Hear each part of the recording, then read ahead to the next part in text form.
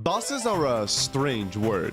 For most people, it means the person who signs your paycheck and tells you what to do, but to us gamers, it means something completely different.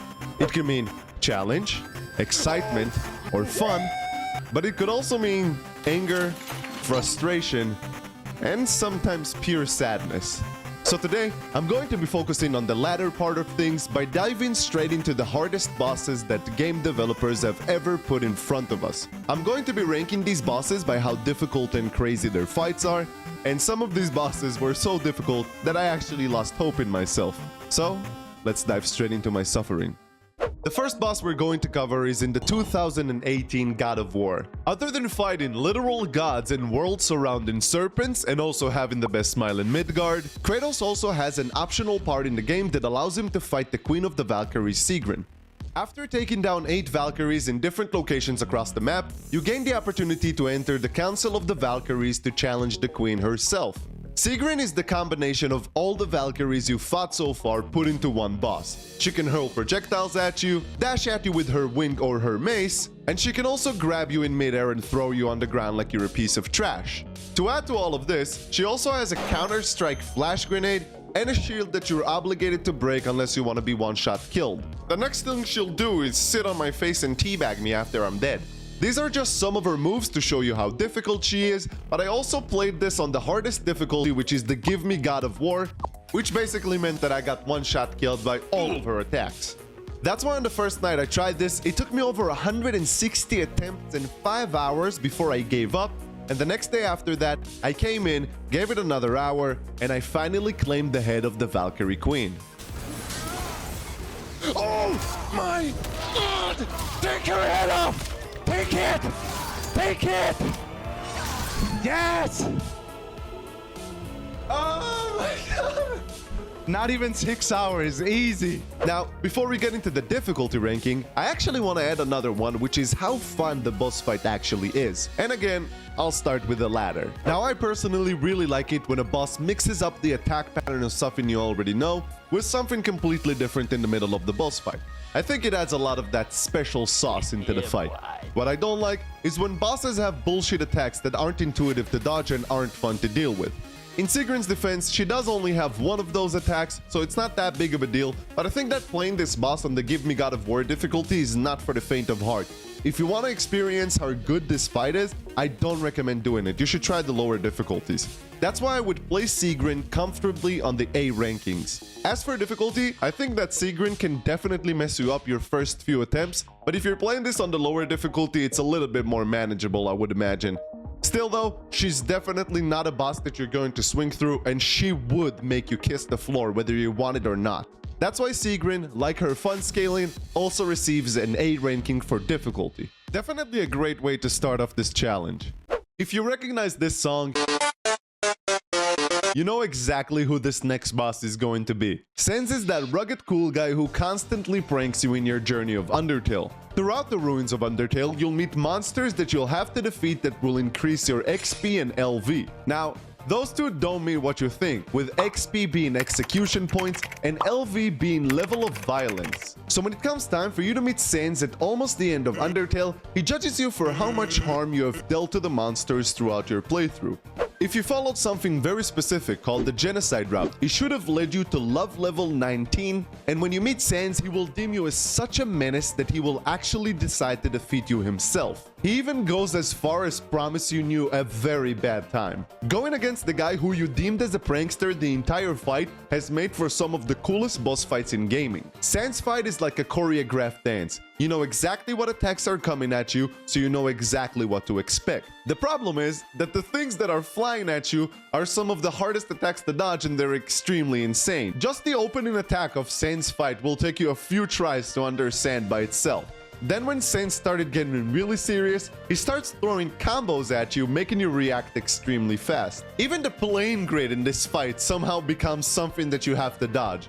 But let's say you passed all of these insane attacks and you somehow made it to the last one. The final one is sure to leave you speechless the first time you see it. Sans' ultimate attack has it all, from lasers to a flying maze to even more and faster lasers.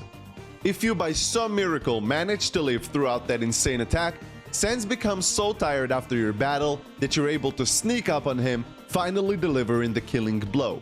Overall, Sans fight is really enjoyable, and if you want to try it out, all you have to do is go to Bad Time Simulator and just click on the first link. I'd give Sans fight a B ranking as for fun, because it lacks the Unga Bunga playstyle that I would usually go to. Still a very enjoyable boss in my opinion. In terms of difficulty, Sans is extremely difficult. Learning how to dodge his attacks and going through the patterns is something that's going to take you a lot of tries when you're first fighting him. But considering that I've already faced Sans, it was actually pretty easy for me just to get used to his attacks again, so I think that Sans might be a very difficult boss on your first encounter. On repeat attempts, it probably gets a lot easier. For those reasons, I would have to rank the difficulty of the Bone Man on a C level. If you hate bugs, the next game is going to change the way you feel. Hollow Knight is a beautiful 2D platformer which takes you on a journey through Hollowness. By some extremely complicated and not very well understood reason why, this place gets infected by some disease, and the carrier or the host or the vessel or whatever this is, watch this video if you want to know, shows up to you in the form of Absolute Radiance. The regular Radiance is an endgame boss fight in Hollow Knight, but Absolute Radiance is the final boss of what's called Pantheon 5.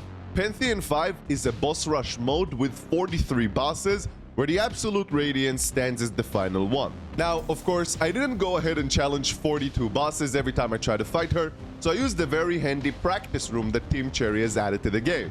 Now, let's talk about the fight. For the first couple of attempts, I tried to download as much information as I could about the fight, whether it be dodge patterns, what her attacks actually do, and finding spots where I can heal. I felt pretty confident about Phase 1, and it only took me a few attempts to get her into Phase 2. Now, Phase 2 is where the difficulty really spikes up. Rather than having a long platform that you can stand on to fight Absolute Radiance, now you have a few platforms that are separated throughout the map, and you have to deal with Absolute Radiance teleporting all over the place while you're still trying to dodge her off-screen attacks. This phase alone drove me into absolute insanity. Even at times where I actually managed to get through Phase 2, there were still 2 more phases to go. Although the third phase is the easiest one, it's still extremely easy to get hit while you're climbing up. But when you finally climb the top all of those steps, you made it to the final phase. Remember that thing we said about having platforms separated?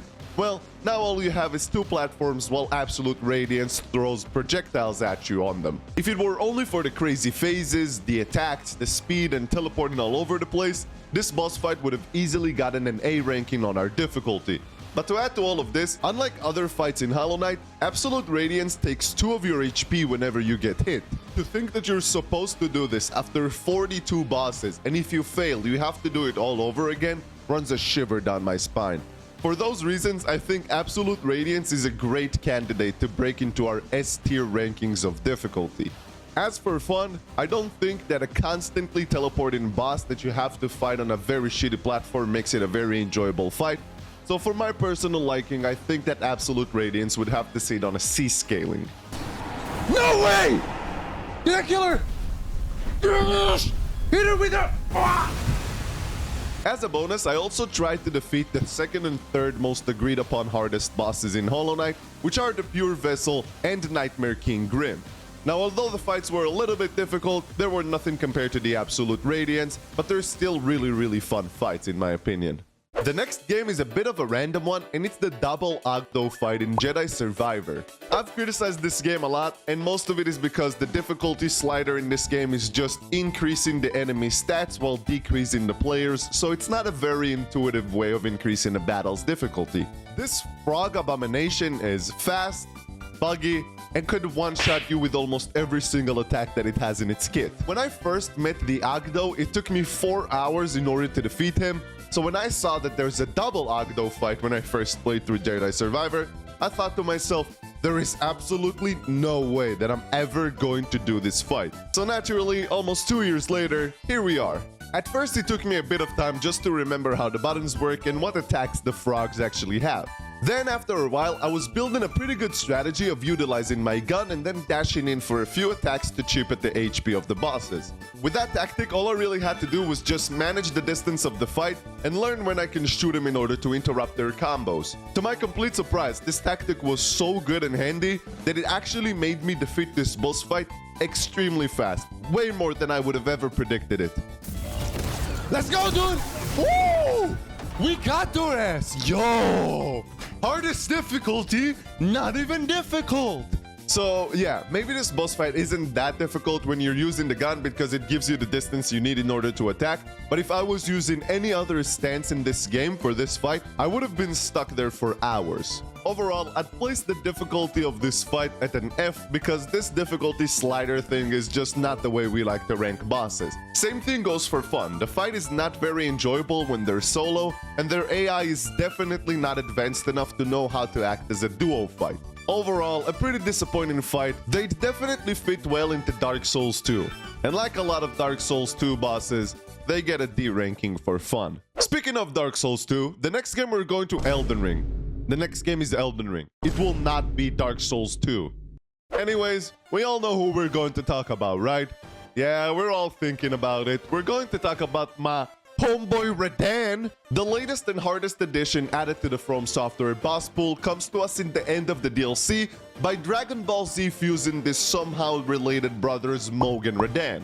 During the fight, you will have to fight the vessels. Then once you trigger the second phase, a literal child manipulation god will join them in order to defeat you. Unlike Malenia, who we can all agree is an extremely difficult fight, Radahn doesn't have a fudge you, you're dead move. Now don't get me wrong, I think that dodging any one of these attacks on your first attempt is something completely insane that I have no idea how FromSoft expected us to do. But once you know how to dodge those limited number of attacks, this fight is actually extremely challenging and very, very fun. You can get clipped by something once and it will ruin a completely perfect fight, but when you finally lock in, this fight is nothing short of an epileptic episode-inducing beauty. Unlike the Oggdo fight, Radahn's difficulty comes from relentless pressure, insane damage, and very difficult strings to dodge. But throughout the entire fight, it feels fair. Like, if you died, it's because you messed up. I personally really enjoyed my 2 hours fighting him at level 50 with nothing but a club. But of course, it wouldn't be fair to rank an Elden Ring boss when it comes to difficulty without touching on Malenia. What?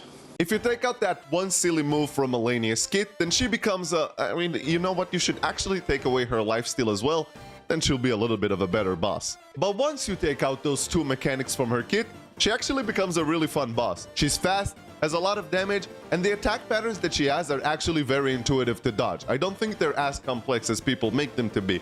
Overall, both Malenia and Radahn are extremely difficult fights. But even though Malenia has those two additions added to her kit, I still think Radahn is a more difficult boss fight. Malenia, unlike Radahn, would give you a lot of time to go back, take a break from the fight, heal, reapply your buffs. Radahn would not let you do that. He's 100% balls to the wall, we're in the action, and we're going to fight to the death. That's why I would rank Malenia, the Rot Goddess, at a B ranking for difficulty, but when it comes to the Promised Consort Godchild, I would have to rank them on an A difficulty for the ranking. As for fun, I do think that Radahn is one of the better boss fights that's been introduced to Elden Ring, and I personally would rank him at an A ranking. Malenia, though, gets a very hesitant B. Also, I try to put Mesmer in this video, but he's so much easier than Malenia and Radahn that he has no ability to challenge those two behemoths. Still a more fun boss fight than the both of them, though.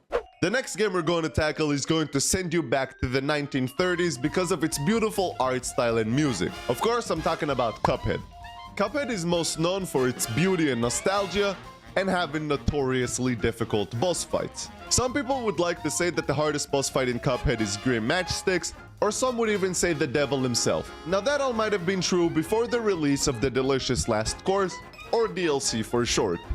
This DLC introduced some of Cuphead's hardest bosses, and at the top of all of them stands the Chef Saltbaker, the final boss of the DLC.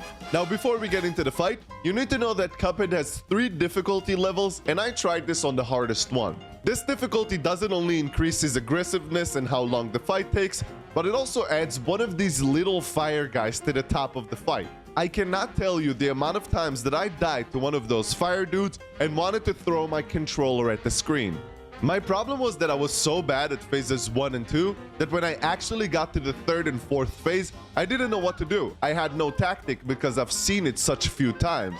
Most of my attempts was just me dying on phases 1 or 2. I mean, just look at this. Don't you think there's a little bit too much happening on screen here? Slowly though, I started getting better and better at this fight as time went on, and after 530 attempts and almost 6 hours in, the salty chef finally got cooked. Oh! ImNatty! It's done, ImNatty! It's done! In terms of enjoyment, I think Chef would have been a much more enjoyable fight on a lower difficulty, and he's still far from being my favorite boss in Cuphead. That's why I would have to give the Chef a C ranking in terms of fun. As for difficulty, there's absolutely no way that this cracked up Salt Shaker is getting anything less than an S rank, especially if you're trying to S rank the fight. God damn, this boss fight made me salty. Our next boss is one I'm sure you know, but not necessarily from gaming, but actually real life. In 1987, a game by the name of Punch-Out came out to the markets while I was still 12 years away from leaving a scrotum. Throughout the game, you play as someone called Little Mac, and you're going on a journey of becoming a world champion in boxing. Tyson, much like his real-life self, is an extremely aggressive and fast boss fight. For the first 90 seconds of the fight, every single one of Mike's attacks will knock you down. Before Mike attacks, his body will flash, giving you about a third of a second to dodge to either the left or the right in order to punish him. Then after the first 90 seconds, the fight gets a little bit more manageable as not every attack will knock you out, but he gets different attacks introduced into his kit that you have to adjust to. This fight has way too many tricks for me to count them all, but I think the biggest one of them all is the fact that on the second and third round and 2-minute 30 mark, Mike's eyes will begin blinking, giving you a few precise frames to attack him. If you land the attack on the perfect frame, you will deplete the entirety of Mike Tyson's health bar, guaranteeing you a knockdown. I died to Mike Tyson's phase 1 so many times that I actually felt like it doesn't matter if I get to phase 2 because I just didn't have any practice on it. So I decided to cheat a little bit and beat Mike Tyson's first round and start my save file from phase 2 of the fight. Still though, even with cheating, this fight is so difficult. And after a few more hours of attempts, I finally managed to knock down the legend. Dude, imagine I get the perfect frame on the 230 punch. Oh my god! No way! I got the perfect frame! No way! No way! No fucking way! We got the perfect frame knockout! No way, dude! I broke my back. I think it goes without saying that Mike Tyson gets an absolute S ranking for difficulty. Almost 40 years of being out, and this game still completely whooped my ass. You can tell that Mike Tyson has this fighting spirit in him, even in his digital form. Now, in terms of fun, I actually think that Punch-Out is a very fun game, but it's obvious that the Mike Tyson fight is a gimmick that's supposed to get you frustrated and very annoyed. That's why for me personally, I think that the Tyson fight is not very enjoyable, and I would have to rank the legend on a D ranking for fun. I would still 100% be stuck on this boss had I not cheated. To wrap up our beautiful list, we have no one other than my favorite From Software game, Sekiro Shadows Die Twice. Sekiro's combat system is something that I hold near and dear to my heart, and I think the best guy to showcase this combat system is Genichiro. My personal favorite variation of Genichiro, who you fight 3 times throughout the game, is the second one that you encounter. Here he is without a doubt the scariest that you've met him so far, and this is actually the toughest fight up to this point. In the beginning fight, he was overpowering you, now you fight as equals, and at the end when you fight him for the 3rd time, you're the one that outpowers him. At the final form of Genichiro, once you defeat him, you'll be introduced with what is one of the scariest From Software intro cutscene. Isshin, the man whose battle prowess is spoken of all across Ashina, is now climbing out of his grandson's corpse in order to stop you in your tracks. Then, one of the toughest and best boss fights ever initiates. A lot of people like to make fun of Sekiro by calling it a rhythm game. I personally love the fact that there is a set pattern and timing for the parries and the attack windows. Certain combos just feel like a choreographed dance between you and literally the scariest dude in the lands. As you progress in this fight, the arena that you're fighting in starts getting more and more chaotic. By the second phase, Isshin starts pulling out a massive spear and a gun to fight you. Then by the time you get to the third phase, he starts using the actual lightning from the sky and shoots it at you. This fight in my eyes is one of the most challenging and fun fights From Software has ever made. And even though I didn't have a lot of trouble fighting Inner Isshin, which is a harder variation of Isshin himself, because I have a few hundred hours put into Sekiro, I know for a fact this is one of the toughest fights that you can learn, and he will definitely put you on your ass a few dozen times when you first meet him. For those reasons, I would have to give my homeboy Isshin an A ranking on both of our lists. To wrap up our list, I do think that all of the bosses that we put here will definitely put you on your ass the first few times that you meet them. But Mike Tyson, without a doubt, is the toughest boss fight that I have faced ever in my life, and is the definite winner of this video. If you enjoyed this content, make sure to subscribe to the channel, and don't forget to let me know in the comments what you want to see next. But till the next one, stay natty. Peace out.